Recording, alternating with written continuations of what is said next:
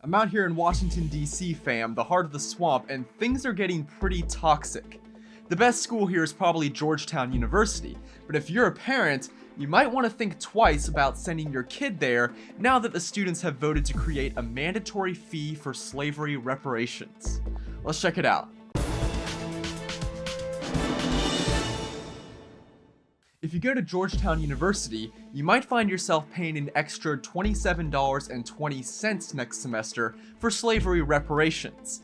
It's a rather odd number, but $27.20 represents the 272 slaves that the school sold in 1838 to dodge bankruptcy.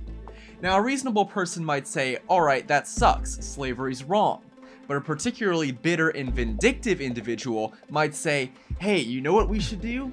Take this out on people nearly 200 years later who had absolutely nothing to do with it.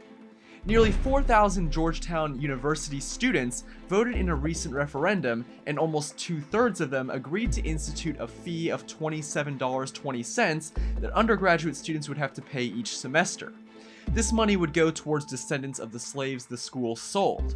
Now, the students still need to get the approval of Georgetown's Board of Visitors to institute the fee, but Maya Moretta, one of the students promoting the reparations, said she thinks they'll go for it. Maya also said the Georgetown student body can be grossly apathetic, and we have to beat down that apathy. Because when someone doesn't agree with you, don't try to win them over with facts or logic. No, beat them down.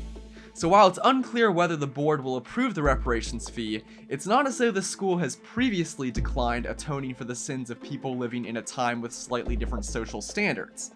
Georgetown said sorry for the slave sale a couple years ago, renamed buildings named after Jesuits who participated in the sale, established an African American Studies department, and openly said that descendants of slaves would receive affirmative action in the admission process. As for reparations, it's not super popular, but it's not entirely beyond the pale of public opinion either. For 30 years, a bill called H.R. 40 has sat in Congress.